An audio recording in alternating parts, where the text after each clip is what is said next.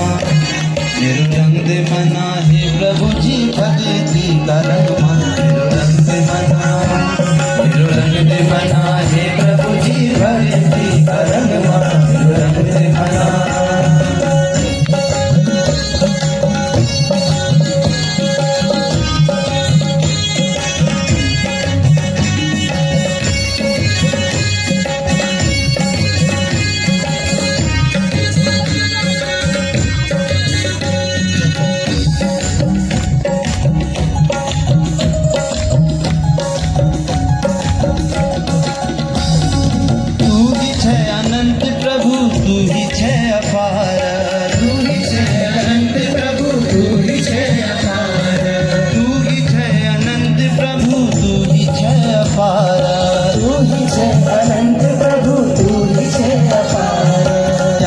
चरणों में प्रभु सुख को भंडारा, तारा चरणों में प्रभु सुख को भंडारा। तू ही है अनंत प्रभु, तू ही है अपार, तारा चरणों में प्रभु सुख को भंडारा। मेरो रंग दे मना, रंग दे मना, रंग दे मना हे प्रभु जी भक्ति का रंग। मेरो रंग दे मना, मेरो रंग दे मना हे प्रभु जी भक्ति का रंग। मेरो रंग दे मना, मेरो रंग दे मना हे प्रभु जी भक्ति का रंग। मेरो रंग दे मना, मेरो रंग दे मना हे प्रभु जी भक्ति का रंग। मेरो रंग दे मना।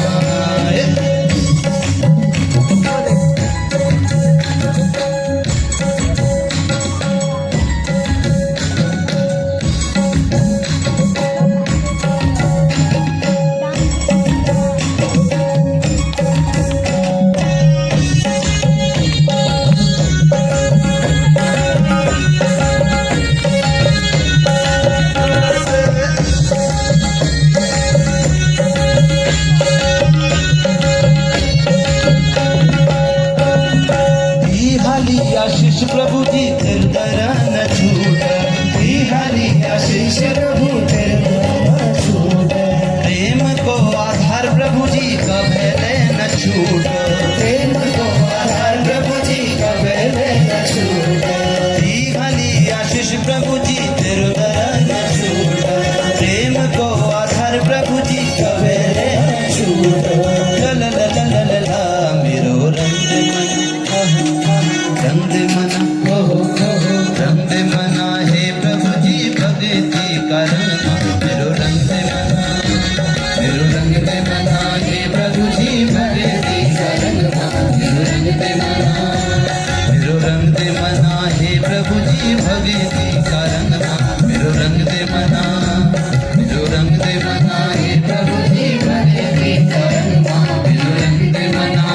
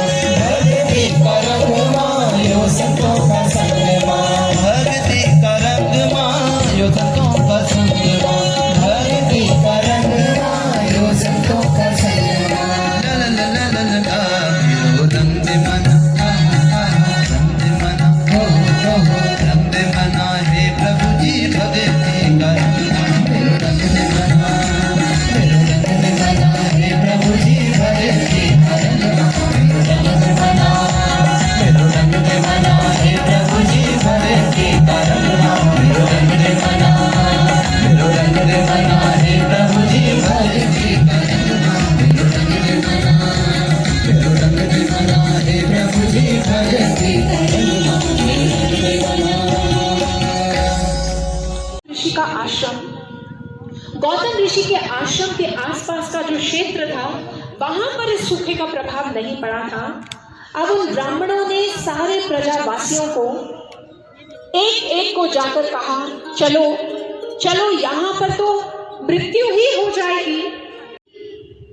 आप शैतान का हाथ का यंत्र बनना चाहते हो या भगवान के हाथ का यंत्र बनना चाहते हो, ये निर्णय आपको करना होगा। अभी हम अपने मन के गुलाम हैं, लेकिन अगर हम संकल्प ले लें तो हमारा जीवन भी उत्कृष्ट बन सकता है।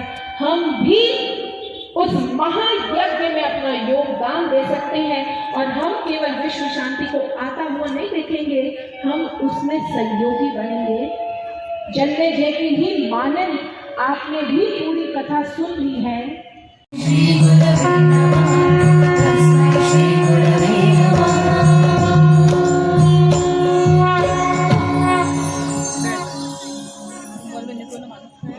नमन है दिव्य गुरु श्री आशुतोष महाराज जी के श्री चरणों में, जिन्होंने इस कली काल में उसी ब्रह्म ज्ञान को पुनः प्रकट किया, उस ब्रह्म ज्ञान को प्रदान कर हमारे अंतर्घट में हमें उस भगवती का दर्शन करवाया। धन्य है ये जीवन ऐसे गुरुदेव को प्राप्त कर। ऐसे गुरुदेव के श्री चरणों में कोटि कोटि नमन, कोटि कोटि नमन, कोटि कोटि नमन। सर्व मंगल मांगल्ये शिवे सर्वार्थ साधिके शरण्य त्र्यंबके गौरी नारायणी नमोस्तुते, नारायणी नमोस्तुते, नारायणी नमोस्तुते। समस्त मंगलों को प्रदान करने वाली, समस्त दिव्यता का विस्तार करने वाली, जो सृष्टि के कण कण में स्पंदित हो रही हैं, जो चेतना स्वरूप है, जिनकी कृपा से हमारा ये जीवन अनुप्राणित है, जो अपनी शक्ति से इस संपूर्ण सृष्टि को पापों से मुक्त करती है, ऐसी कल्याणकारी करुणामयी भक्त वत्सला माँ जगदम्बिका के श्री चरणों में हम कोटि कोटि नमन अर्पित करते हैं, कोटि कोटि नमन अर्पित करते हैं, कोटि कोटि नमन अर्पित करते हैं।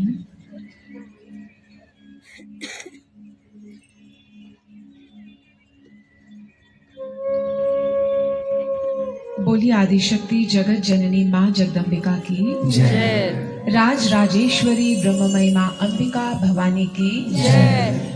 माँ नंदा देवी की जय। माँ मनसा देवी की जय। दिव्य गुरु श्री आशुतोष महाराज जी की जय। साचे दरबार की जय। माँ के प्रिय भक्तों, एक बार पुनः श्रीमद् देवी भागवत महापुराण ज्ञान यज्ञ की इस अंतिम अध्यायिका में दिव्य ज्योति जागृति संस्थान की ओर से मैं आप सभी का हार्दिक अभिनंदन, हार्दिक स्वागत करती हूँ। भक्तों, आज के सत्र को पुनः एक प्रश्न से प्रारंभ करते हैं। एक बात बताइए, क्या आपने सांप सीढ़ी का खेल खेला हुआ है? बहुत सरल सा प्रश्न है। सांप सीढ़ी का खेल खेला है आपने? हाँ या ना? भाई लोग, कैसा होता है वो खेल? उसके अंदर 1 से लेकर 100 तक खाने बने होते हैं पट चित्र पर, और उसमें कुछ खानों में सीढ़ियां होती हैं, कुछ खानों में सांप होते हैं। अब इस खेल को खेलने के लिए खेलने वाले को पासे दिए जाते हैं। हम उन पासों को हिलाते हैं, फेंकते हैं, जो संख्या आती है वो संख्या गोटी से चलते हैं। अब कभी संख्या आती है 3 की, गोटी से चलते हैं, और अगर उस संख्या पर हमें सीढ़ी मिल गई तो चलना तो 2 कदम था, लेकिन 6 कदम 10 कदम आगे बढ़ जाते हैं। और वहीं पासों पे आई 10 की संख्या पर 10 पर पहुंचकर वहां एक सर्प था, तो चलना तो 10 कदम था, परंतु अब 2 पर ही आकर टिक गए। होता है ना ऐसा? जानते हैं आप कि ये सांप सीढ़ी का खेल इसका निर्माण किसने किया? क्या विदेशियों ने आकर हमें ये खेल दिया? भारत के ही एक महापुरुष, एक पूर्ण तत्ववेता संत ज्ञानेश्वर ने इस खेल का निर्माण किया था। और उन्होंने इस खेल का नाम जानते हैं क्या रखा था? उन्होंने इस खेल का नाम रखा था मोक्षपट। मोक्षपट अर्थात जीवन की गाथा को इसमें समेटा और एक ऐसा खेल रचा जिसमें जब 100 की संख्या प्राप्त हो जाती है तो मोक्ष की प्राप्ति हो जाती है। उनका उद्देश्य था कि जिस अध्यात्म को मानव भूल गया है, जिस अध्यात्म को उसने केवल पूजा पाठ तक सीमित रख दिया है, जिसके चलते वो बहुत से परंपरागत परंपराओं को का निर्वाह कर रहा है, परंतु जिसके मूल को वो भूल रहा है, उसकी याद जन जन को हो।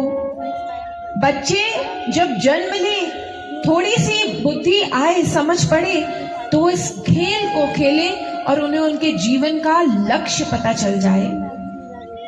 और उन्होंने जब इस मोक्षपट का निर्माण किया तो जहां 100 की संख्या पर को जो प्राप्त कर लेता था, अंतिम गंतव्य था मोक्ष को प्राप्त करना, तो वहीं ये जो 1 से 100 की संख्या थी, ये थी वो संसार जिसमें एक जीवात्मा आती है और इस जीवात्मा को यहाँ पर पासे दिए जाते हैं।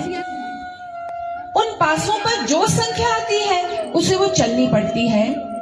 वो खुद उस संख्या का उत्तरदायित्व निभाता है। ये पासे क्या है? मानव की कर्म करने की शक्ति है। हर इंसान को कर्म करने की स्वतंत्रता है। आप जैसा कर्म करोगे वैसा ही ये प्रकृति आपको फल देगी। अगर आप अच्छे कर्म करोगे तो आपको सीढ़ियां मिलती जाएंगी, और कहीं मन में कोई कुभावना आ गई, गलत कर्म हो गया, तो फिर सर्प का दंश है। और कई बार एक इंसान बहुत से अच्छे कर्म कर कर मोक्ष पट की अंतिम संख्या के पास पहुंच जाता है, लेकिन वहां पर एक महासर्प बैठा है, और अगर गलती से उसका दंश लग जाए तो जितनी भी उपलब्धि की थी, एकाएक व्यक्ति औंधे मुंह गिरता है, फिर से एक खेल प्रारंभ करना पड़ता है। कारण क्या है? वो 99 की संख्या पर बैठा हुआ सर्प क्या है? वह है हमारी मैं। एक इंसान, एक जीवात्मा 84 लाख की लंबी यात्रा करके मानव की जीवन को प्राप्त करती है। मानव का जीवन उसके लिए स्वर्णिम अवसर है, परंतु उसे प्राप्त करके भी जब वो मैं मेरे में पड़ा रहता है, तो फिर वो अपने लक्ष्य को पाए बिना ही यहां से कूच कर जाता है, लक्ष्य को प्राप्त नहीं कर पाता। और ये मैं क्या है? मैं अपने पूर्वाग्रहों से बंधा रहना है, मैं अहंकार है, मैं अपना दृष्टिकोण ऊपर रखना है, मैं ही है जो मानव की समझ को आवृत कर लेती है। ये उसका अहंकार ही है जो उसे आवृत कर लेता है और उसे आगे बढ़ने से रोकता है, रोक देता है उसकी प्रगति को। और मां की ये गाथा जो है, ये हमारी इसी मैं को खत्म करने आई है, क्योंकि जब तक ये मैं है, मां में और हम में दूरी है। जैसे ही ये मैं खत्म हो जाएगी, मां में और हम में कोई दूरी नहीं रहेगी। हमने गत कई दिवसों में बार बार ये सुना कि हमारे शास्त्रों का उद्घोष है, ईश्वर अंश जीव अविनाशी। God made man in his own image. भगवान ने एक इंसान को अपने जैसा ही बनाया, अपनी संपूर्ण शक्ति प्रदान करके बनाया। परंतु वो परमात्मा, वो भगवती जो है, उसके अंदर तो असीम शौर्य है, लेकिन अगर हम अपने जीवन को देखें तो बहुत सी दुर्बलताएं हैं। वो भगवती जो है उसके लिए कुछ भी असंभव नहीं है, लेकिन हमारे लिए तो छोटी छोटी चीजों से ही हम घबरा जाते हैं। वो भगवती जो है वो पवित्र है, शुभ्र है, लेकिन हमारा अंतस्थ तो विकारों की कालिमा से ग्रसित है। फिर हम किस प्रकार से उसकी संतान हैं? हमारे और भगवती के बीच में जो अंतर है ना, वो जानते हैं कैसा है? जैसे नदी में कलकल कर बहता हुआ जल हो, और उस जल में से अगर एक लोटे में पानी भर लिया जाए तो उस लोटे के पानी में और उस नदी के पानी में जो अंतर है ना, बस उतना ही अंतर है। अगर किसी लैब में दोनों पानी को टेस्ट करें तो दोनों बिल्कुल हूबहू एक हैं, लेकिन जो नदी में बहता हुआ जल है वो कभी सड़ता नहीं है, लेकिन कठौते में रखा हुआ जल कुछ दिनों बाद खराब हो जाएगा, क्योंकि वो सीमित है, संकुचित है, संकुचित दायरे में कैद हो गया है। वही नदी का जल निरंतर प्रवाहित हो रहा है। अगर हमें भी अपने आप को स्वच्छ निर्मल करना है तो हमें अपने इन संकुचित दायरों से, जो हमने खुद बनाए हैं, हमने अपनी समझ से ये दायरे बनाए हैं, हमने अपने हिसाब से भक्ति को परिभाषित कर दिया, हमने अपने हिसाब से जीवन की रीति को बांध दिया। किसने बनाया कि जन्म लेना है, जन्म लेकर पढ़ाई करनी है, बड़े होना है, और फिर उसके बाद विवाह होगी और फिर संसार में ही लिप्त रहना है? हमने जैसा देखा वैसा ही जीवन हमें समझ आ गया, लेकिन इसमें हमने जो नहीं देखा वो ये था। महाराज जी की क्रांति पुरोधा संस्कृति उन्नायक दिव्य गुरु श्री आशुतोष महाराज जी की भक्तों, दिव्य ज्योति जागृति संस्थान मानव से हमारे कंधे झुक जाते हैं, इसलिए सौंपें उस परमात्मा के चरणों में अपने आप को सौंपें। वो आहट कर रहा है हमारा, आए आगे बढ़े, अपनी भ्रांतियों को छोड़कर आगे बढ़े और उस धर्म ज्ञान को प्राप्त करें, और उस धर्म युद्ध के अंदर उस धर्म के जो जहाज को लेकर गुरु आगे बढ़े हैं, उसमें हम भी सवार हो, ताकि आने वाला इतिहास हमारी भी गुण गाथा का। उसने देख रहा